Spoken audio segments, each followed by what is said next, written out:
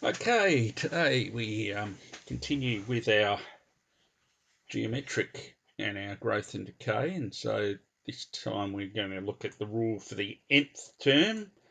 So as you've seen in the last lesson, that when you're looking for the 60th and whatever in the sequence, it's a little bit painful. So we need another way, and that's if we got the nth rule for the nth term. And so remember what we call them explicit rules. So that explicitly tells you the rule. So, and we get that from the recurrence relation. So we start with V0, and then V1 will be R times V0, and then V2 is R times V1, which of course then V1 is R times V0, and so that's R squared V0, and so on. And so V3 would be R times V2, which is R times R squared V0, which is R cubed V0. So you can see there's a little bit of a pattern that's appearing there.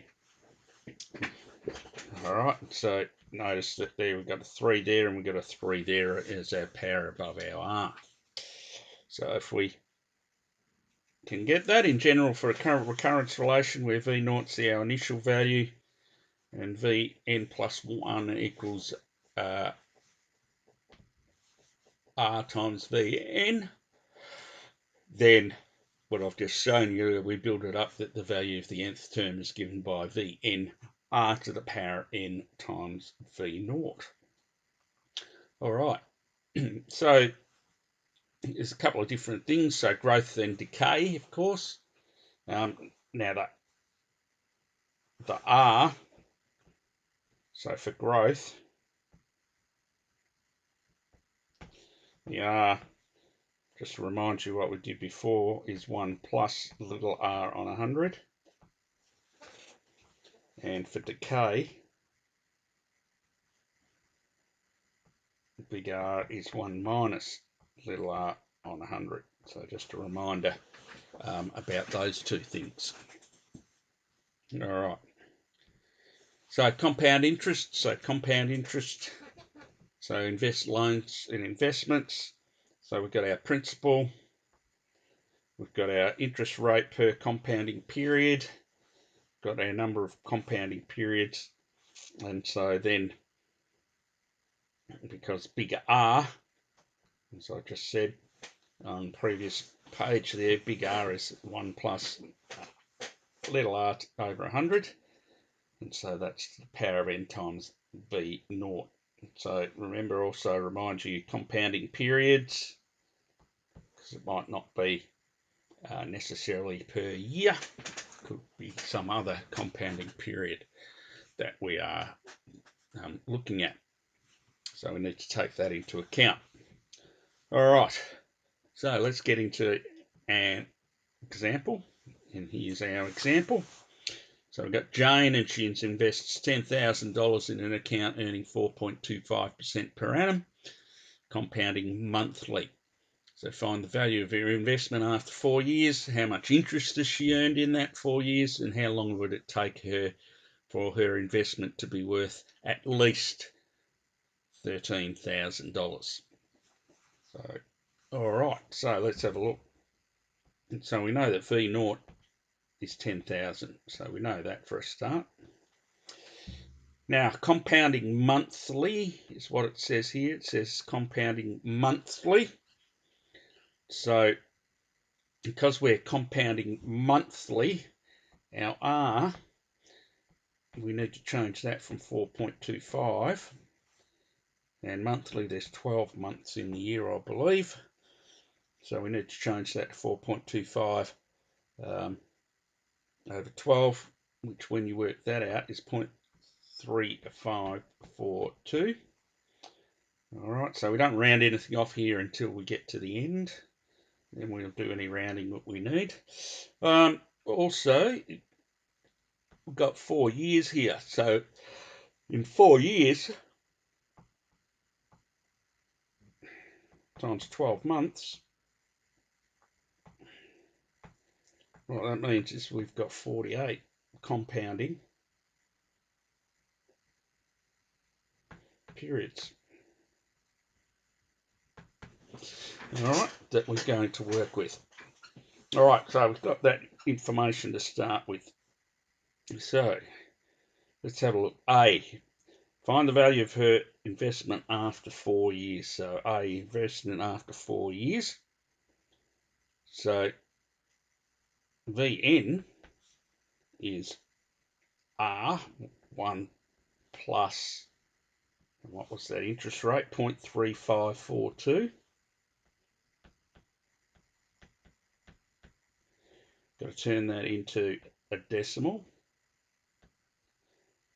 to the n times V naught, and she put in 10,000. All right, now what were we after? 4 years. 4 years was 48 compounding periods, so we're looking at V48, and it's 1 plus 0.3542 on 100 to the power of 48 times 10,000 is what that is. All right, so let me just show how you can do that on the calculator. So we'll come to our calculator. Here it is. Here's our calculator. That's not what we're after. This is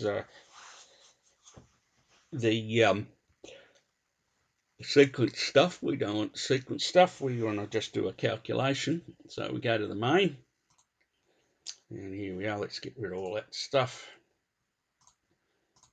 All right. What do we want to do? We want to do this here. So 1 plus. So I'm going to use some templates for this here. All right. So first thing, and to get used to templates, we've got to go to there.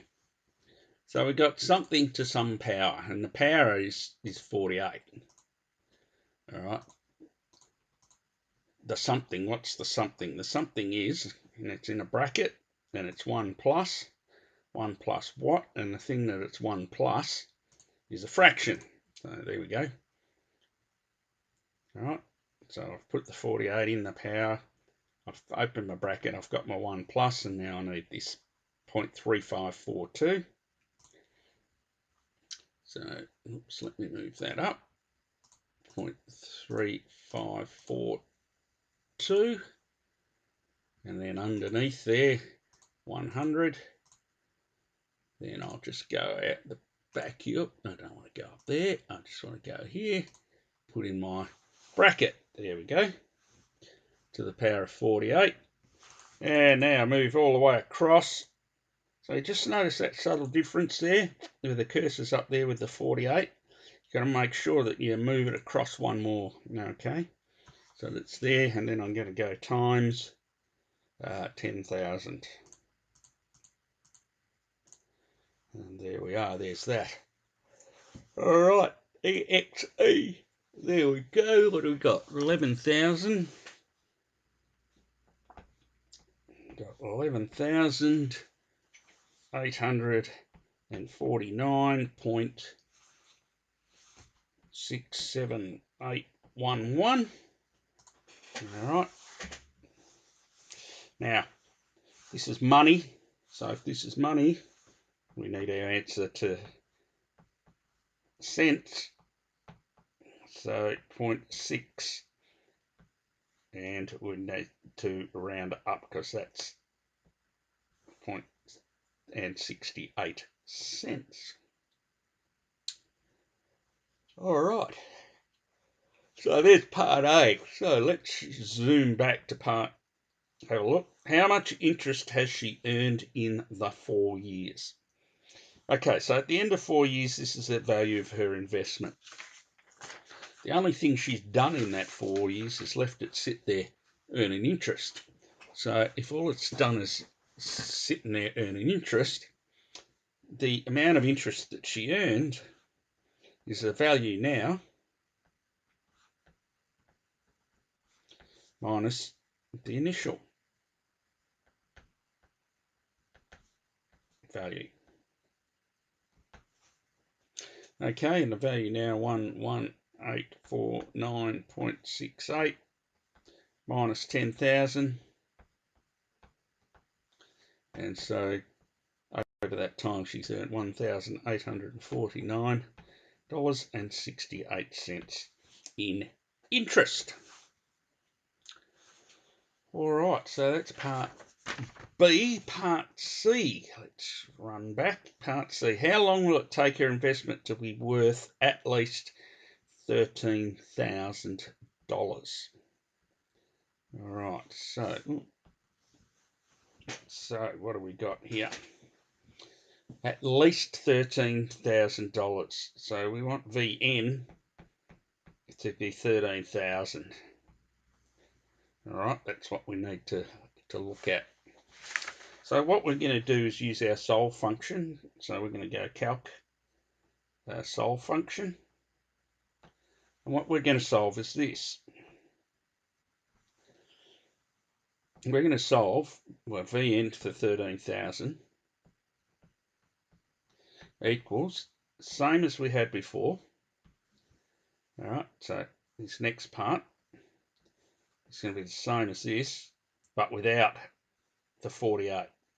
All right, so we're going 1 plus 0.3542 on 100 to the power of n times 100, 10,000, not 100. All right. So let's have a look at doing that on the calculator. So we'll go back to the calculator. Where are we? Here we go. The solve function. So remember the solve functions here on your calculator. What are we solving? We're solving 13,000 equaling. All right, I'm going to use all of that stuff again. So what I'm going to do is I'm going to go there like that. I'm going to go to edit, copy, edit, paste, and this 48 needs to be changed. And because I can use an N, but I'm going to use an X here on the, because it's just there on the keypad. Now I need to go all the way out to the end here on the end. And what are we wanting to find? We're wanting to find X. Close our bracket. And then go EXE. All right. And so what we've got then is N to be equal to 74.2. So 74.2 compounding periods. And remember, we can only work in whole numbers of compounding periods, not parts of a compounding period. So you either have 74 compounding periods or 75. And the question, remember, had those words at least. So at least 13,000. All right, so what we need to do is we need to round up, because if we round it down at 74 and we put that in there, we'd end up with a little bit less than 13. 75 will get more, and remember the question said at least. So what do we want? Therefore, 75 months, and it will be more than 13,000. And more is okay, because it says at least. All right. So there's compound interests. I'm looking at some compound interests using the turn number rather than the regression. So use the recurrence, I should say, not regression. Recurrence using explicit rather than recurrence relations. All right, so let's look at now a decay. And a decay, example of a decay is reducing balance depreciation. All right, so we've got the same kind of thing. Purchase price annual interest rate. So again, use kind of depreciation. Usually it doesn't usually occur other than yearly, because normally this kind of stuff works on people's tax. So that's yearly. N is our number of years, and there's our R again, our big R. Again, remember reducing balance, so we've got that minus in there. Okay, so let's have a look at an example. Here's an example. Computer system costs $9,000, and $9,500 I should say, and decreases in value at 20% each year. What is the value after 5 years? And then after how many years will the value be less than 1,000? All right, so let's look at A to start with. All right, so V0 is 9,500. Little r is 20. And n, the number of years, is 5.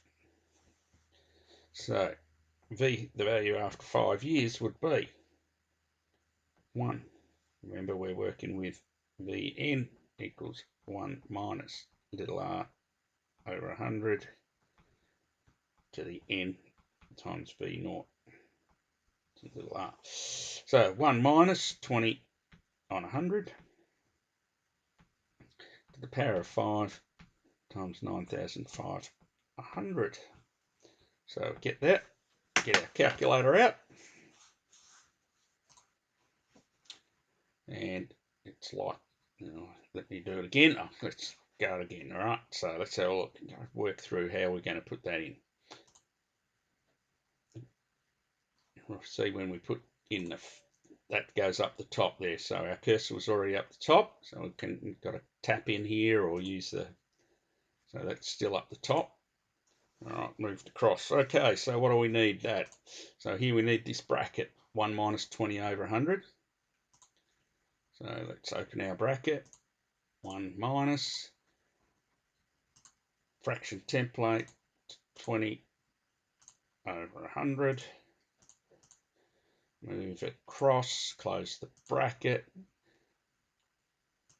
See, that's now moved up to the power. We've already got the power of 5. Need to move across so that we're back down 9,500.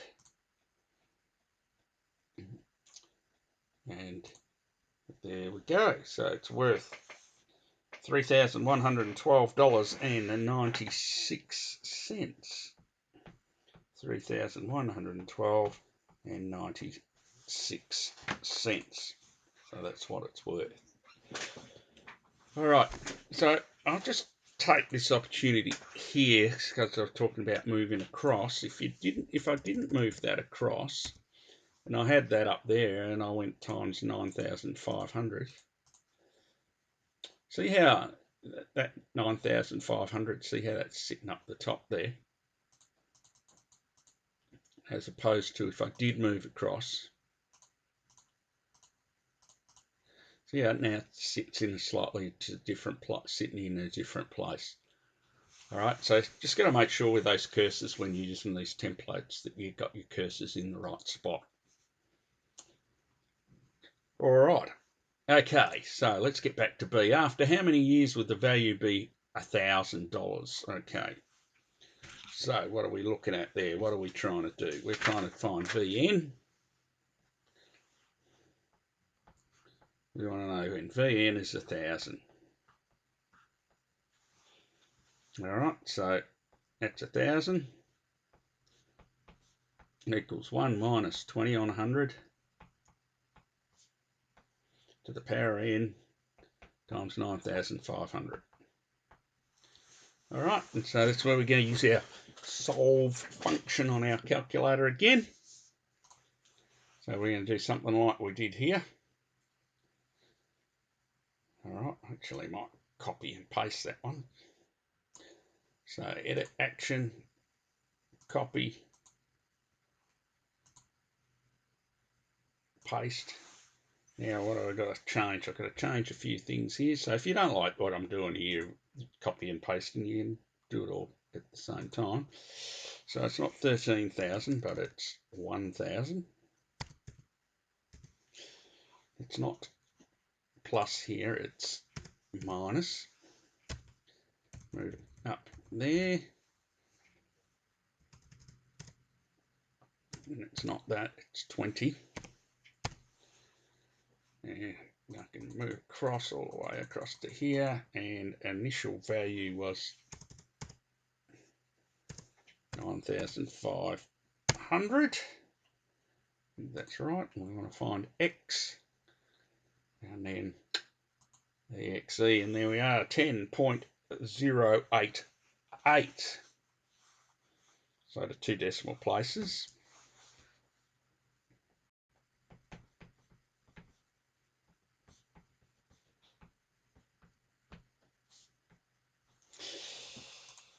Would be 10.089. But the question, again, I'm going to refer back to our questions, and this is important that you do go back to your questions, because remember, compounding periods, we can only have whole numbers, and this is a fraction of 1. So when we go back, we have a look. It says, after how many years will the value be less than 1,000? So less than 1,000. So this value that we've got of 10.08, that's when it will be equal to 1,000. So again, with these, what we're doing is we've got to make sure that the value we get would be less than, and so it would be less than after 11 years will be worth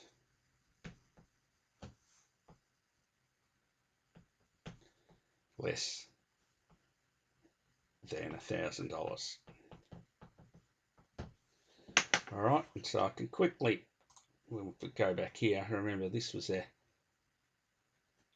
how we did our calculation before. Let me copy that and then paste it down here.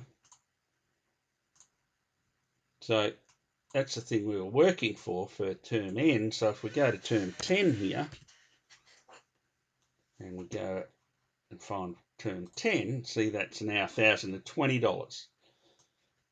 Whereas, let me copy that and paste it. Oh, I can probably just drag it down there. I can. If I change that to 11